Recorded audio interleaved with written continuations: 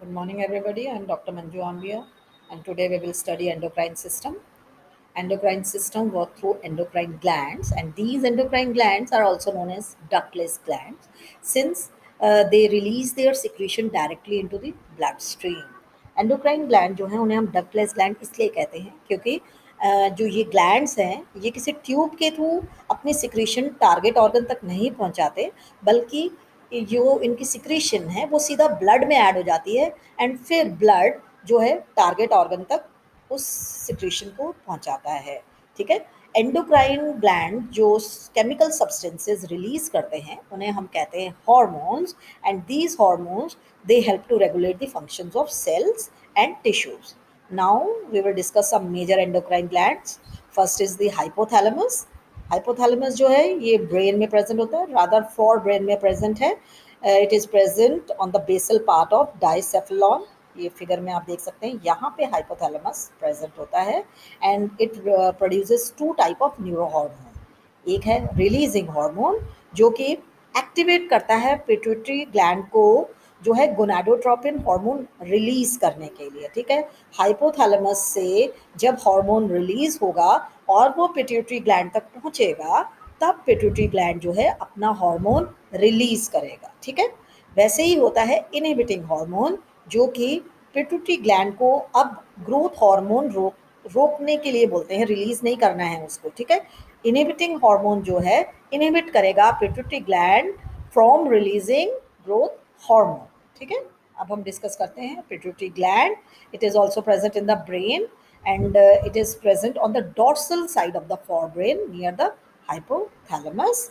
It is divided into two parts. दो lobe होते हैं पिट्यूटरी ग्लैंड के, उनमें से एक लोब जो है दैट इज कॉल्ड एज एडेनोहाइपोफाइसिस। इसे हम एंटीरियर पिट्यूटरी लोब भी कहते हैं, यानी ठीक है एंटीरियर पिट्यूटरी ग्लैंड भी कहते हैं, एंड न्यूरोहाइपोफाइसिस जिसे हम पोस्टीरियर पिट्यूटरी ग्लैंड भी कह सकते हैं। पिट्यूटरी ग्लैंड जो है इसे हम मास्टर ग्लैंड भी को कहते हैं, because it direct other endocrine gland to suppress or induce hormone production. ठीक है। ये बाकी के एंडोक्राइन ग्लैंड्स को कोई भी हार्मोन रिलीज करने के लिए या हार्मोन का प्रोडक्शन रोकने के लिए जो है डायरेक्ट करता है। ठीक है। उनको ये रूल करता है एक तरह से। ठीक है। पिट्यूटरी ग्लैंड बहुत सारे हार्मोन जो है वो रिलीज करता है। उसकी उन हार्मोन की वजह से जो है बाकी के आपके जो ग्लैंड्स हैं वो अपना हार्मोन रिलीज करना शुरू करते हैं। ठीक है। इनके जो हार्मोन है जो कि पिट्यूटरी ग्लैंड रिलीज करता है उनमें एक है ग्रोथ हार्मोन, फिर है luteinizing hormone, follicle stimulating hormone, फिर prolactin, thyroid stimulating hormone, oxytocin and vasopressin, और भी बहुत सारे हैं। ठीक है। फिर आ जाता है हमारा पीनियल ग्लैंड। ये भी जो है हमारे फोरब्रेन में प्रेजेंट होता है। ठीक है। यहाँ पर जो है ये प्रेजेंट है हमारा pineal gland. It's it produces melatonin hormone which influences the bodies internal clock. ठीक है। हमारी बॉडी में जो एक रिदम है, ठीक है, क्लॉक का, हमने इतने समय सोना है, इतने समय जागना है, या फिर हमारी मेंस्ट्रुएशन साइकिल का जो एक रेगुलेशन है, उन सब चीज़ों को जो मेंटेन करता है that is by the melatonin. ठीक है। नेक्स्ट आ जाता है हमारा thyroid gland. It is found at the front of the neck on both side of the trachea. ठीक है। जो हमारा विंड पाइप है उसके दोनों साइड पे जो है ये थायराइड ग्लैंड प्रेजेंट होता है। ठीक। और ये रिलीज करता है थायरॉक्सिन हार्मोन जो कि रेगुलेट करता है metabolism of carbohydrates, proteins and fats. Iodine जो है बहुत ज़रूरी है थायरॉक्सिन की प्रोडक्शन के लिए। अगर आप अपने डाइट में आयोडीन नहीं लेंगे तो थायराइड ग्लैंड जो है वो थायरॉक्सिन नहीं बना पाएगा। ठीक है। एंड उसकी डेफिशिएंसी से, थायरॉक्सिन की डेफिशिएंसी से फिर क्या होगा, आपको एक डेफिशिएंसी डिजीज़ हो सकती है जिसको हम कहते हैं ग्वाइटर। ठीक है। ये एक डायग्राम है जिसमें कि ये ट्रैकिया है, ट्रैकिया के अराउंड जो है दिस इज़ द थायराइड। ठीक। अब हमारा जो नेक्स्ट ग्लैंड है दैट इज़ द पैराथायरॉइड। ये जो होता है ये पोस्टीरियर साइड में होता है। ठीक है। आगे जो है वो हमारा थायराइड ग्लैंड है, थायराइड के पीछे की साइड में जो है that is the parathyroid gland. ठीक है। ये पोस्टीरियर व्यू है थायराइड ग्लैंड का। ये जो आपको चार लोब नज़र आ रहे हैं ये पैराथायरॉइड ग्लैंड के हैं, and it releases parrot hormone.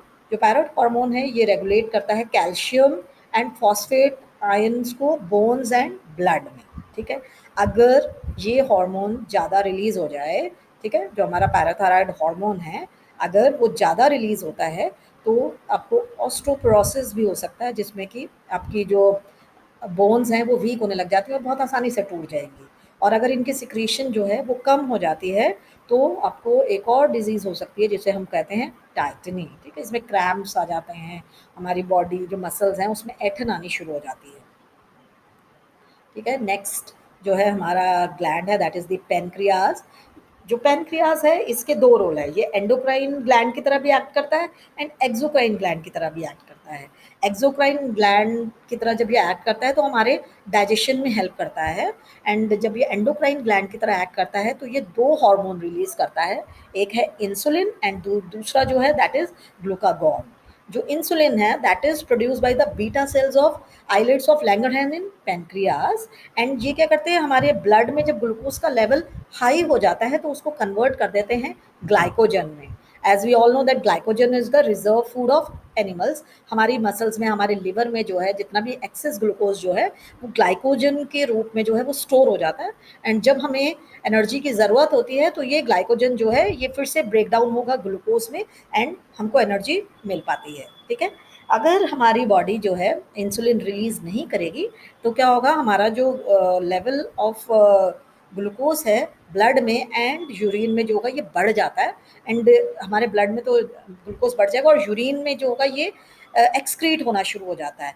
इस कंडीशन को हम कहते हैं डायबिटीज मेलिटस, ठीक। एक और जो हार्मोन रिलीज कर रहा है pancreas that is the glucagon. It is produce by the alpha cells of islets of Langerhans, and ये जो है हमारी बॉडी में जो स्टोर्ड है ग्लाइकोजन उसको कन्वर्ट करेगा वापस से ग्लूकोज में, ताकि हमारी बॉडी को जो है एनर्जी प्रोडक्शन हो सके, ठीक है। नेक्स्ट आ गया हमारा एड्रिनल ग्लैंड्स।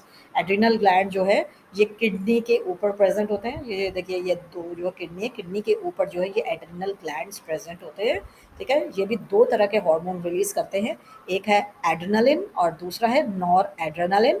एड्रेनालिन जो है इसे हम इमरजेंसी हार्मोन भी कहते हैं, या फिर हम इन्हें जो है हार्मोन ऑफ फ्लाइट और फ्राइट भी कहते हैं, ठीक है। ये हमें इमरजेंसी कंडीशंस के लिए जो है वो प्रिपेयर करता है, यानी हमें गुस्सा आता है या हमें डर लगता है या हमें एक्साइटमेंट हो रही है तो हमारी बॉडी को जो रेडी करना है वो करेगा हमारे एड्रेनालिन हार्मोन, एंड इससे क्या होता है, हमारी हार्ट बीट जो होती है वो इंक्रीज हो जाती है, हार्ट कॉन्ट्रैक्शन इंक्रीज हो जाता है, रेस्पिरेटरी रेट बढ़ जाता है। रेस्पिरेटरी रेट बढ़ने से क्या होगा, एनर्जी ज़्यादा बनने लग जाती है, ठीक है। जब आपका फिजिकल स्ट्रेस कंडीशन होती है, मतलब डर लगे या फिर आपको बहुत एक्साइटमेंट हो रही है या फिर आपकी किसी से लड़ाई हो गई तो आपको बहुत ज़्यादा एनर्जी की भी ज़रूरत होगी, तो वो एनर्जी प्रोडक्शन के लिए जो है हमारा पूरा फिजियोलॉजी जो है इसी तरफ लग जाती है, जैसे हार्ट बीट इंक्रीज होना, रेस्पिरेटरी रेट इंक्रीज होना, ठीक है। नेक्स्ट है थाइमस ग्लैंड, ठीक। ये जो है हमारे हार्ट और एओर्टा के ऊपर होता है and it releases the hormone thymosin, और यहाँ पर जो है आपके टी लिम्फोसाइट मेच्योर होते हैं। टी लिम्फोसाइट्स जो है हमारी बॉडी की इम्यूनिटी प्रोवाइड करने के लिए बहुत इंपॉर्टेंट है, एंड यंग चिल्ड्रन में ये मैक्सिमम साइज का होता है थाइमस ग्लैंड, लेकिन जब हम प्यूबर्टी एज जो है वो क्रॉस करते हैं तो धीरे धीरे ये श्रिंक कर जाता है।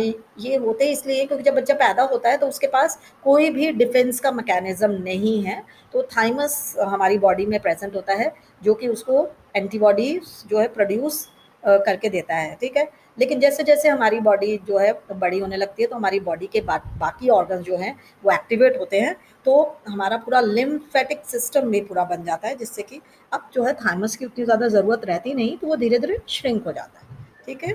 अब नेक्स्ट आ जाता है हमारे गॉनेट्स। उसमें गॉनेट्स में जो फर्स्ट है दैट इज द टेस्टिस। ये मेल्स में होते हैं and it releases hormone testosterone which controls the changes that occur during puberty, ठीक है। प्यूबर्टी के दौरान जितने भी चेंजेस होते हैं उनको जो कंट्रोल करता है दैट इज द टेस्टोस्टेरॉन। जैसे लड़कों की आवाज़ जो है वो भारी हो जाती है, उनके मुंह पे दाढ़ी आने लग जाती है, ठीक है। ये सब चेंजेस जो है ये आप प्यूबर्टी के बाद जो है वो प्यूबर्टी के दौरान जो है वो होते हैं, ठीक है। और नेक्स्ट जो है that is the ovary. It is present in females and ovaries produces two type of hormone, oestrogen and progesterone. जो एस्ट्रोजन है it control the changes that occur during puberty, ठीक है।